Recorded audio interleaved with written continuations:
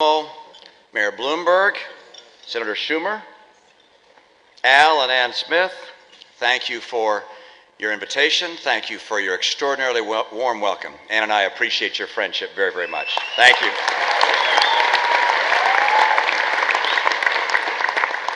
Now, Al, you are right. A campaign can require a lot of wardrobe changes. Blue jeans in the morning, perhaps, suit for a lunch fundraiser, sport coat for dinner, but it's nice to finally relax and to wear what Ann and I wear around the house.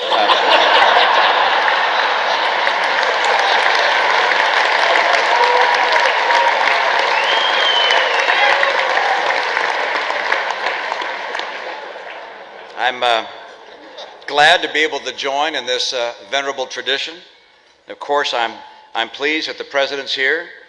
We were chatting pleasantly this evening as if Tuesday night never happened. And I credit that, of course, to the Cardinal. It's taken New York's highest spiritual authority to get us back on our best behavior. I was actually hoping the President would bring Joe Biden along this evening, because he'll laugh at anything.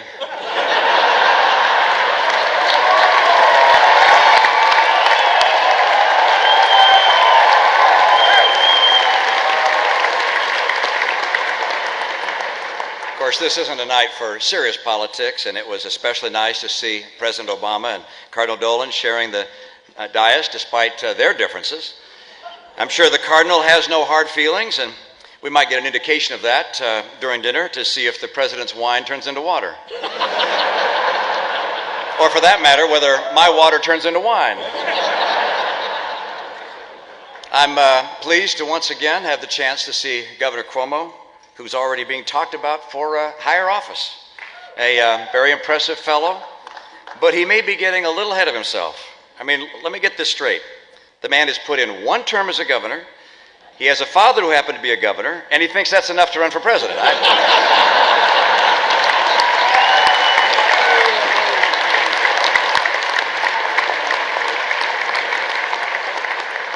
Of course, we're down to the final months of the president's term. As President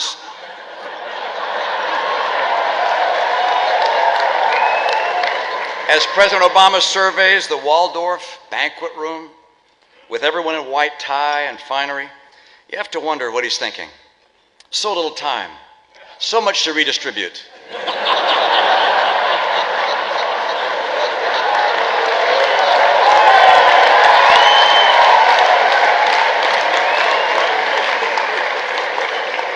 And don't be surprised if the President mentions this evening the monthly jobs report where there was a slight improvement in the numbers. He knows how to seize the moment, this President, and already has a compelling new campaign slogan. You're better off now than you were 4 weeks ago.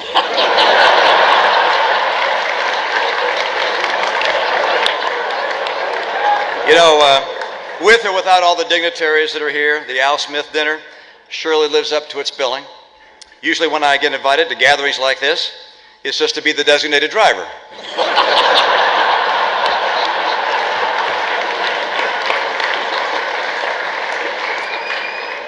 Your kind hospitality here tonight gives me a chance to convey my deep and long-held respect for the Catholic Church, have special admiration for the Apostle St. Peter, to whom it is said, "Upon this rock I will build my church."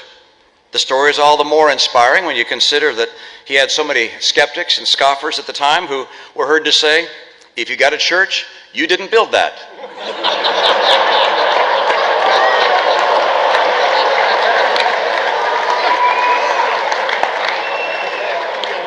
Of course, only 19 days to go into the finish line. Campaign full of surprises. The debates are very exciting. Just the other night, we had a very fun debate. Candy Crowley was there and was happy to welcome us, but people seem to be very curious as to how we prepare for the debates. Let me tell you what I do.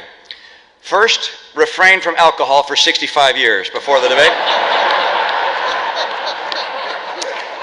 Second, find the biggest available straw man and then just mercilessly attack it. Big Bird didn't even see it coming. And by the way, in the spirit of Sesame Street, the President's remarks tonight are brought to you by the letter O and the number 16 trillion.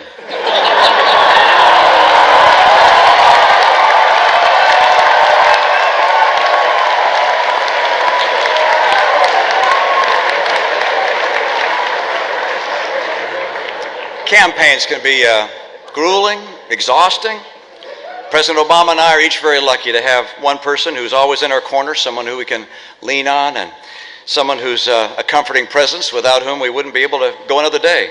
I have my beautiful wife, Ann. He has Bill Clinton.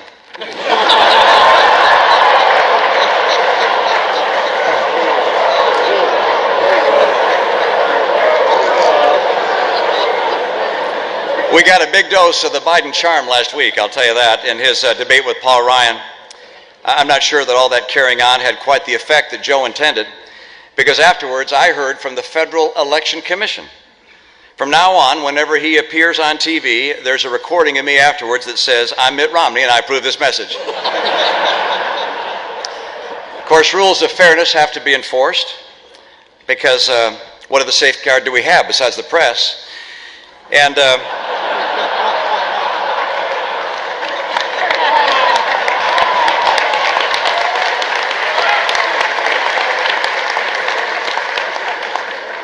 now, I never suggest that the press is biased. I recognize they have their job to do, and I have my job to do.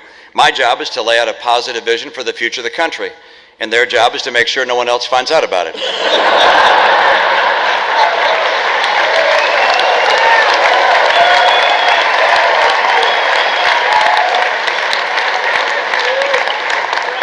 Let's just say that some in the media have a certain way of looking at things.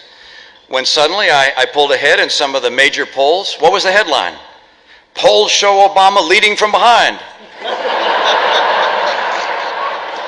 And I've already seen early reports from tonight's dinner. Headline: "Obama embraced by Catholics. Romney dines with rich people."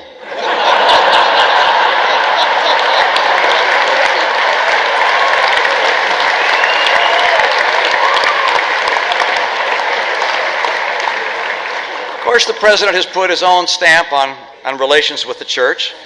There have been some awkward moments, like when the president pulled Pope Benedict aside to share some advice on how to deal with his critics. He said, "Look, Holy Father, whatever the problem is, just blame it on Pope John Paul II."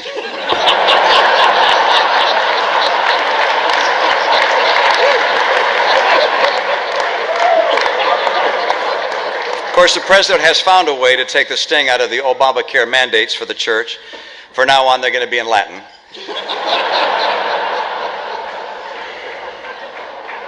We have very fundamental and sound principles that guide both the president and me.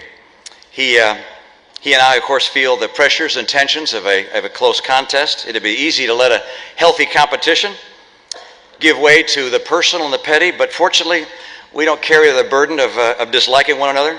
Our president has had some very fine and gracious moments.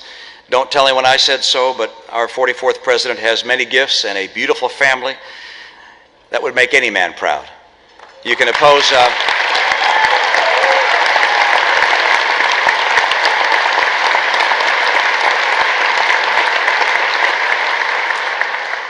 In our country, you can oppose someone in politics and make a confident case against their policies without any ill will. And that's how it is for me. There's more to life than politics. At the Al Smith Foundation and the Archdiocese of New York, you show this in the work you do, in causes that run deeper than allegiance to party or to any contest of the moment. No matter which way the political winds are blowing, what work goes on day in, day out by this organization and you. You answer with calm and willing hearts, in service to the poor, in care for the sick, in defense and the rights of conscience, and in solidarity with the innocent child waiting to be born. You strive to bring God's love into every life.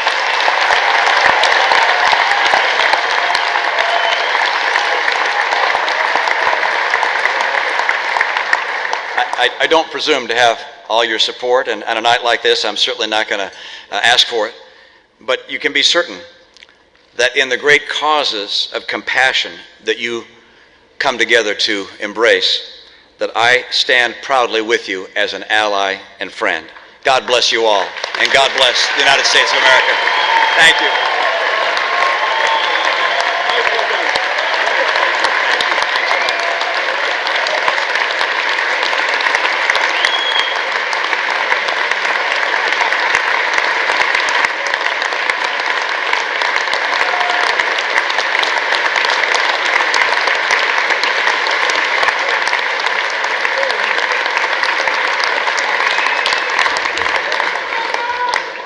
Governor, thank you very much. I'm going to take you up in that designated driveway tonight, if it's okay.